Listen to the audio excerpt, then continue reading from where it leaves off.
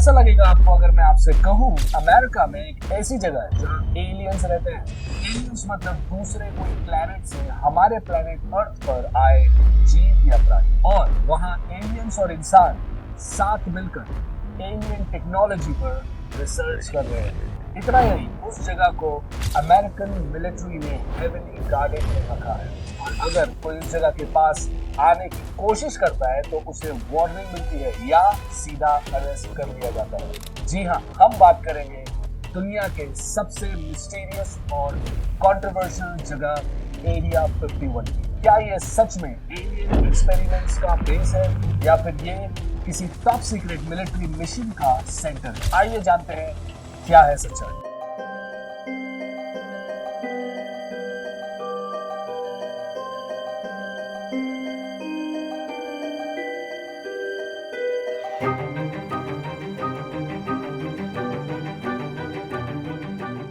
Hello दोस्तों, मैं इकबाल खान, आपका होस्ट एंड दोस्त, और आज हम अनकवर करेंगे एरिया 51 के सीक्रेट्स। वीडियो में आगे बढ़ने से पहले चैनल को सब्सक्राइब जरूर करें। एरिया 51 एक ऐसी जगह है जो नेवाडा डेजर्ट के बीचों बीच लोकेटेड है, और इसके आसपास सिर्फ वेस्टलैंड और माउंटेन्स है। यूएस गवर्नमेंट ऑफिशियली इस जगह को Nevada test and training range का पार्ट बताती है, लेकिन पब्लिक के लिए ये एक अनसॉल्व्ड मिस्ट्री है, क्योंकि लोगों का मानना है कि यहाँ पर यूएफओ साइटिंग्स और एलियन एक्सपेरिमेंट्स होते हैं। अब लोग ऐसा क्यों मानने लगे? क्योंकि 1950s के दौर में एरिया 51 के पास लोगों ने बहुत से अननोन फ्लाइंग ऑब्जेक्ट्स देखे जो बिल्कुल भी प्लेन जैसे नहीं थे, और वो ऑब्जेक्ट्स की स्पीड बहुत ज्यादा फास्ट थी। और तभी 1950s के दौरान एक इंसिडेंट होता है रोजवेल, न्यू मैक्सिको में, जो आज भी एरिया 51 से जुड़ा सबसे फेमस यूएफओ इंसिडेंट है। उस वक्त एक अननोन ऑब्जेक्ट रोजवेल सिटी में क्रैश होता है। यूएस मिलिट्री और साइंटिस्ट वहां पहुंच जाते हैं और उस अननोन ऑब्जेक्ट को एरिया 51 पहुंचा देते हैं। दूसरे दिन मिलिट्री ने यह अनाउंस किया कि उन्होंने एक अननोन फ्लाइंग डिस्क रिकवर किया है, जिससे यूएफओ देखने के जो बिलीव्स थे लोगों में वो और भी ज्यादा पक्के हो गए। लेकिन 2 ही दिन बाद मिलिट्री ने अपनी स्टेटमेंट बदल दी और कहा कि जो चीज क्रैश हुई थी वो एक वेदर बलून था। मिलिट्री की इस तरह स्टेटमेंट बदलने ने लोगों को ये सोचने पर मजबूर किया कि शायद मिलिट्री कुछ कवर कर रही है, और उस यूएफओ के बारे में वो लोगों को नहीं बताना चाहती। काफी लोग ये मान रहे थे कि जो ऑब्जेक्ट क्रैश हुआ था वो एक्चुअली एक यूएफओ था और वहां से एलियन बॉडीज भी मिली। कहीं ना कहीं मिलिट्री ने ये सब सीक्रेटली एरिया 51 भेज दिया, जहां पर वहां के साइंटिस्ट एलियन टेक्नोलॉजीज पर रिसर्च कर रहे हैं। रॉसवेल इंसिडेंट के बाद लोगों में ये बिलीफ डेवलप हो गया कि एरिया 51 एक सीक्रेट फैसिलिटी है जहां पर एलियन लाइफ और यूएफओस पर एक्सपेरिमेंट हो रहे हैं। आज भी रोजवेल सिटी एक सिंबल बन गई है यूएफओ रिसर्च का, और लोग उस जगह को मिस्टीरियस एलियन एक्टिविटी से जोड़ते रहते हैं। इस इंसिडेंट के बाद बहुत सालों तक ऐसे कोई सॉलिड प्रूफ नहीं मिलता एलियंस का और यूएफओस का, लेकिन 1989 में एक साइंटिस्ट जिनका नाम था बॉब लजार, इन्होंने मीडिया में आकर कहा कि उन्होंने एरिया 51 के पास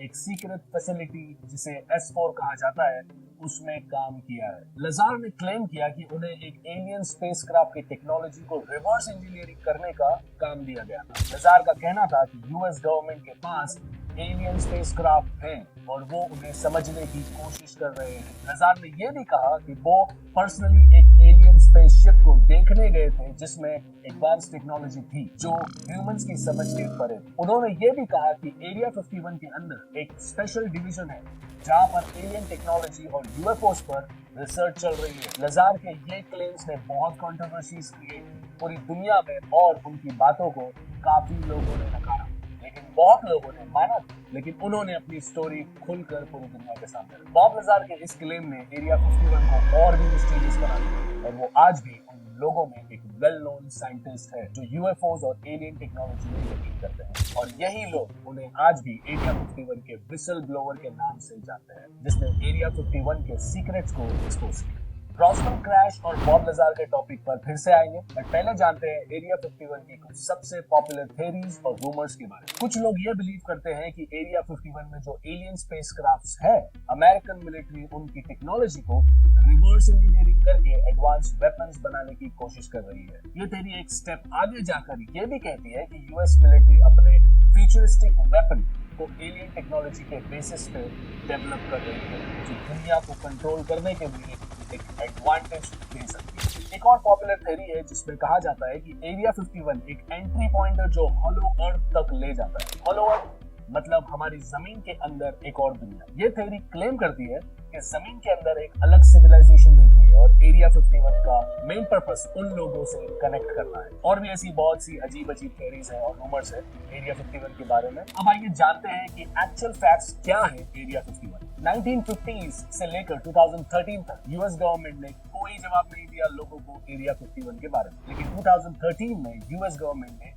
एरिया 51 को एक्नॉलेज किया और कहा यस एरिया 51 एग्जिस्ट करता है और कंफर्म किया ये एक फ्लाइट टेस्टिंग फैसिलिटी और ट्रेनिंग एंड टेस्टिंग जोन है जहां न्यू हाईटेक प्लेन की टेस्टिंग होती है। लेकिन कब कौन सी फ्लाइट की टेस्टिंग होती है इसको क्लासिफाइड रखा जाता है फॉर सिक्योरिटी रीजंस। लेकिन गवर्नमेंट के इस स्टेटमेंट के बाद आज भी लोगों को यही लगता है कि एरिया 51 एक एलियन टेस्टिंग जोन है। अब आइए रॉसवेल इंसिडेंट पर वापस आते हैं। इस इंसिडेंट की अच्छे से रिसर्च करने के बाद मुझे क्या मिला वो बताता हूं। लोगों का कहना था कि एक फ्लाइंग डिस्क क्रैश हुई जिसमें कुछ एलियंस भी मिले, पर ऐसा कुछ नहीं हुआ था। रॉसवेल में मैक ब्राजील नाम का एक फार्मर ने अपने एरिया के शेरिफ को रिपोर्ट किया कि उसके फार्म में कोई अनआइडेंटिफाइड ऑब्जेक्ट मिला है। और जब शेरिफ वहां पहुंचते हैं और वो उस ऑब्जेक्ट को लेकर रिटर्न जाते हैं तो उस पर एक मिलिट्री ऑफिसर की नजर पड़ती है जिनका नाम था कर्नल विलियम ब्लैंकर्ड, जो एक कमांडिंग ऑफिसर थे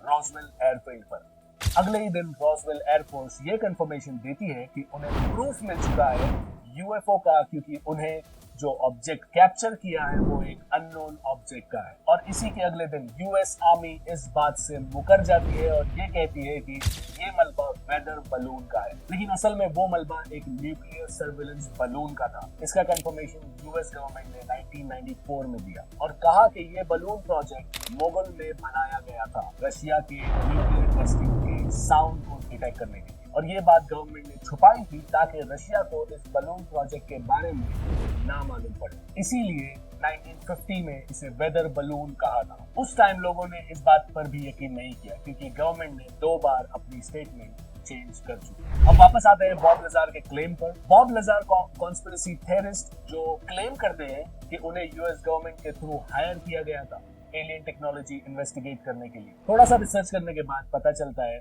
कि उनका खुद का एजुकेशन बैकग्राउंड भी फेक है।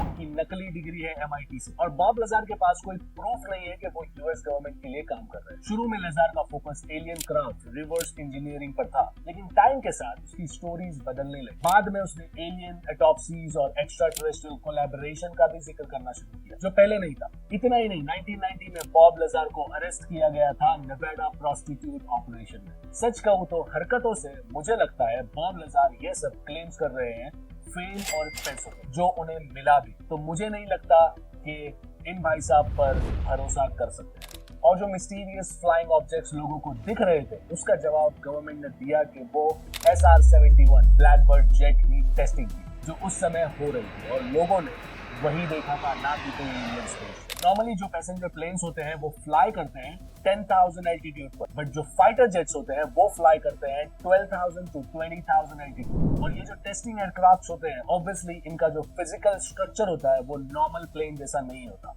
अब आप SR-71 को ही ले लीजिए, अगर ये जेट 20,000 एल्टीट्यूड पर फ्लाई करे जिसकी स्पीड नॉर्मल पैसेंजर प्लेन से कई गुना ज्यादा हो तो ऑब्वियसली लोगों को लगेगा कि ये कोई अनआइडेंटिफाइड ऑब्जेक्ट। एरिया 51 में जो प्रोजेक्ट्स होते हैं उन्हें ब्लैक प्रोजेक्ट्स कहा जाता है। ये सीक्रेट मिलिट्री प्रोजेक्ट्स होते हैं जो पब्लिकली एक्नॉलेज नहीं किया जा सकता सिक्योरिटी पर्पस के लिए। ये प्रोजेक्ट्स इतने सीक्रेटिव होते हैं कि इनका नाम भी गवर्नमेंट बजट्स में नहीं होता। कुछ एक्सपर्ट्स का मानना है कि ये projects experimental weapon, next gen fighter jets या हाईली क्लासिफाइड सैटेलाइट प्रोग्राम्स के हो सकते हैं। तो अब तक आप समझ ही गए होंगे कि ये जो साइटिंग्स होती है एरिया 51 के पास वो और कुछ नहीं यूनाइटेड स्टेट्स के टेस्टिंग एयरक्राफ्ट हैं जिनका शेप नॉर्मल प्लेन से बिल्कुल अलग होता है, इसलिए लोग इन एयरक्राफ्ट को एलियन एयरक्राफ्ट समझते हैं।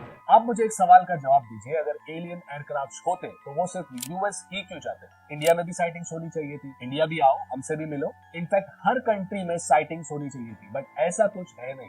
ये सब गलतफहमियां यूएस में इसीलिए हो रही है क्योंकि बहुत पहले से ही हॉलीवुड में इन टॉपिक्स पर मूवीज, वेब सीरीज बन रही जो लोगों को बहुत पसंद आ रही। जैसे 1950 में रिलीज हुई flying disc, man from Mars, same year 1950 में द फ्लाइंग सॉसर, 1951 में the man from planet X, और भी बहुत बड़ी है लिस्ट ऐसे मूवीज और सीरीज की। और जो लोगों को पसंद आता है, लोग उसे रियलिटी में देखना चाहते हैं। लेकिन अब भी बहुत से लोग होंगे जो मेरी बात से सहमत नहीं होंगे, लेकिन मेरा काम है आप तक सही इंफॉर्मेशन पहुंचाना। तो ये थी सच्चाई एरिया 51 की। वो जस्ट एक US flight testing facility, training and testing zone, कोई एलियन का अड्डा नहीं। बट ऐसा नहीं है कि मैं एलियंस में बिलीव नहीं करता, मैं एलियंस में बिलीव करता हूँ, और इस बारे में किसी और वीडियो में खुलकर बात करें। वीडियो पसंद आया हो तो लाइक और शेयर जरूर।